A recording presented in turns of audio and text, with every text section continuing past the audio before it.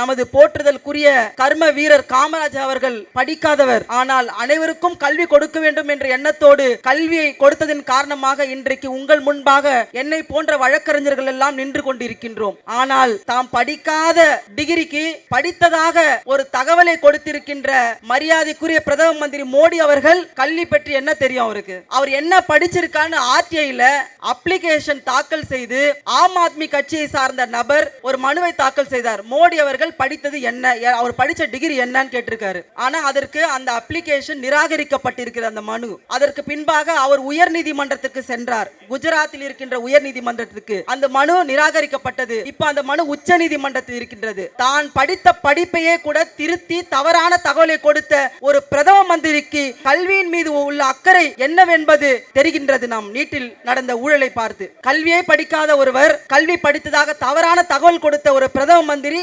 பல்வேறு குழந்தைகளின் எதிர்காலத்தையும் வாழ்வாதாரத்தையும் இன்று நசுக்கியிருக்கின்றார். மிகப்பெரிய ஊழல் இது. இந்த ஊழலில் சம்பந்தப்பட்ட அத்தனை பேரையும் நீக்கப்பட வேண்டும். அவர்கள் மேல் கடுமையான நடவடிக்கை எடுக்கப்பட வேண்டும்.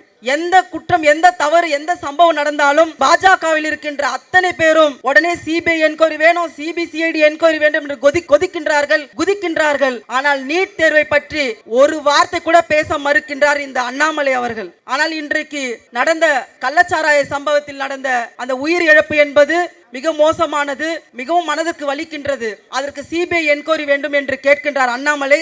ஆனால் இந்த நீட் தேர்வை பற்றி பேச மறுக்கின்றார். இங்கே தமிழகத்தில் இருக்கின்ற மாணவர்கள் உயிரோடு இறந்தால் என்ற எண்ணத்தோடு இன்றைக்கு செயல்பட்டு கொண்டிருக்கின்றார். இந்த நீட் தேர்வின் ஊழலை தடுக்கும் விதமாக இன்றைக்கு அகில இந்திய காங்கிரஸ் கமிட்டி இந்தியா முழுவதும் மாபெரும் கண்டன போராட்டத்தை நடத்தி கொண்டிருக்கின்றது.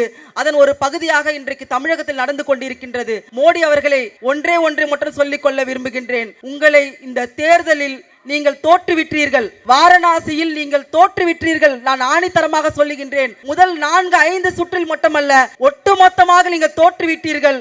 ஆனால் நீங்க வெற்றி பெற்றதாக அறிவிக்கப்பட்டிருக்கின்றது. உங்களை தோற்கடித்து இந்த மாணவ செல்வங்கள் தான் நீட் தேர்வின் மூலமாக பாதிக்கப்பட்ட ஒட்டுமொத்த இளைய சமூகத்தை சார்ந்தவர்கள் தான் உங்களை தோற்கடித்து இருக்கின்றார்கள்.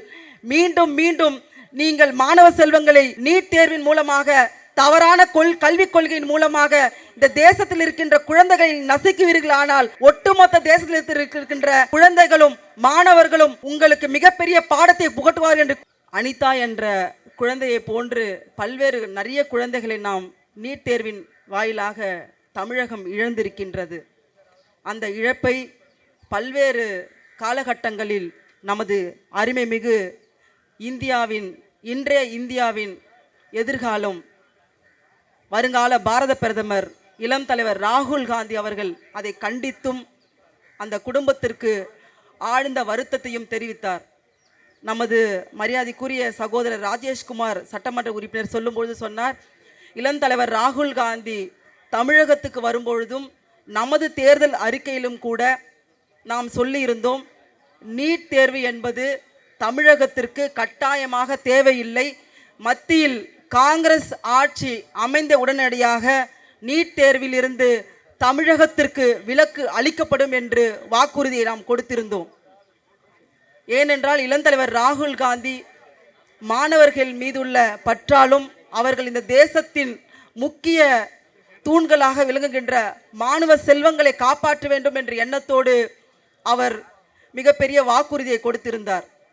ஆனால் மோடி அவர்களோ மாணவர்களை பற்றியோ இல்லை அந்தந்த மாநில கல்விக் கொள்கையை பற்றி துளி கூட கவலைப்படாமல் நீட் தேர்வை கட்டாயமாக திணிக்கும் விதமாக இன்றைக்கு அத்தனை மாணவ செல்வங்களின் அழுத்தம் கொடுக்கும் விதமாக நீட் தேர்வை அறிமுகப்படுத்தியதோடு மட்டுமல்லாமல் அதில் மிகப்பெரிய ஊழலை நிறைவேற்றியிருக்கின்றார். நமது போற்றுதலுக்குரிய கர்ம வீரர் காமராஜ் அவர்கள் படிக்காதவர், ஆனால் அனைவருக்கும் கல்வி கொடுக்க வேண்டும் என்ற எண்ணத்தோடு கல்வியை கொடுத்ததன் காரணமாக இன்றைக்கு உங்கள் முன்பாக என்னை போன்ற வழக்கறிஞர்கள் எல்லாம் நின்று கொண்டிருக்கின்றோம். ஆனால் தாம் படிக்காத டிகிரிக்கு படித்ததாக ஒரு தகவலை கொடுத்திருக்கின்ற மரியாதைக்குரிய பிரதம மந்திரி மோடி அவர்கள் கல்வி பற்றி என்ன தெரியும் அவருக்கு?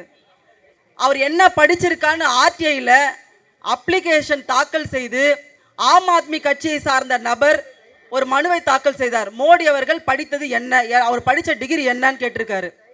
ஆனால் அதற்கு அந்த அப்ளிகேஷன் நிராகரிக்கப்பட்டிருக்கிறது அந்த மனு. அதற்கு பின்பாக அவர் உயர்நீதிமன்றத்துக்கு சென்றார், குஜராத்தில் இருக்கின்ற உயர்நீதிமன்றத்துக்கு. அந்த மனு நிராகரிக்கப்பட்டது. இப்போ அந்த மனு உச்ச நீதிமன்றத்தில் இருக்கின்றது. தான் படித்த படிப்பையே கூட திருத்தி தவறான தகவலை கொடுத்த ஒரு பிரதம மந்திரிக்கு கல்வியின் மீது உள்ள அக்கறை என்னவென்பது தெரிகின்றது. நாம் நீட்டில் நடந்த ஊழலை பார்த்து.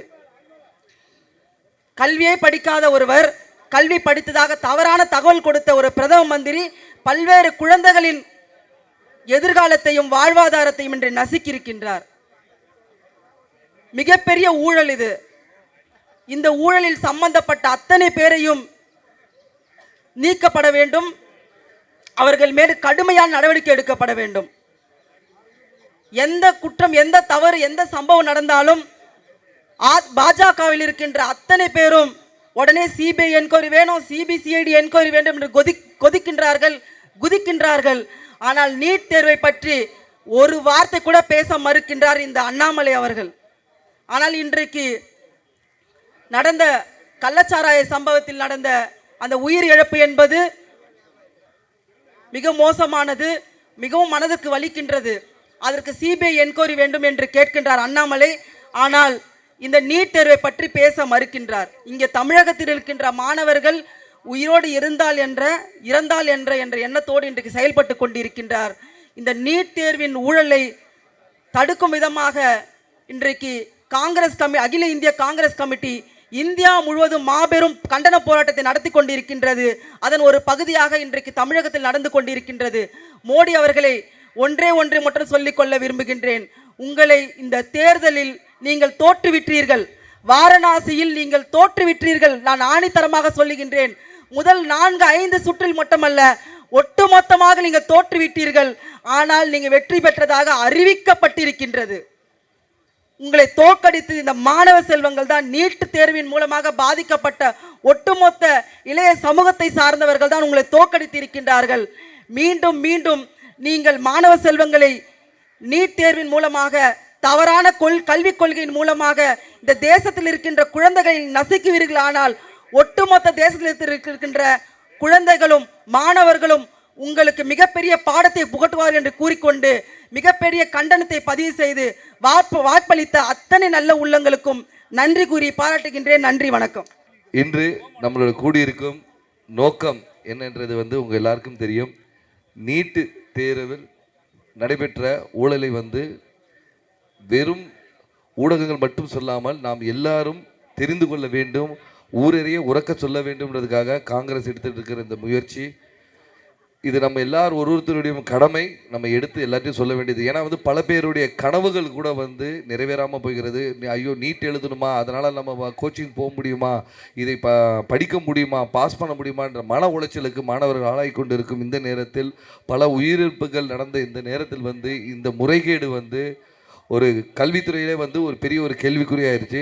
மோடி அவர்கள் அரசு செய்யாத, ஊழல் செய்யாத இடங்களே இல்லை. இப்போ கல்வித்துறையிலும் வந்துட்டாங்க. ஏன்னா முழு மார்க் எடுப்பது மட்டுமல்ல, வினாத்தாள்களை வெளியே விட்டு அவர்களை மார்க் செய்வது மட்டுமல்லாமல் பல முறைகேடுகள் நடந்திருக்கு. இதை நாம் உறக்க பேச வேண்டும். ஏன்னால் இது நம்மளுடைய பிள்ளைகளுடைய ஃப்யூச்சரை ரொம்ப ரொம்ப பாதிக்கும்.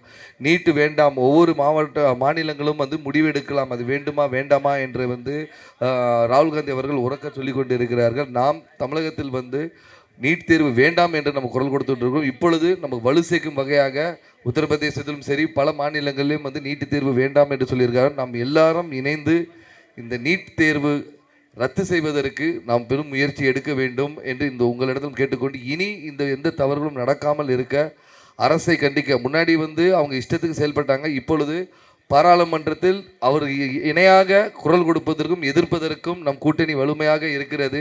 அதில் அந்த கூட்டணி வலிமையோடு சேர்ந்து கண்டிப்பாக மக்கள் விரோத திட்டங்களை கொண்டு வராமல் தடுப்போம்.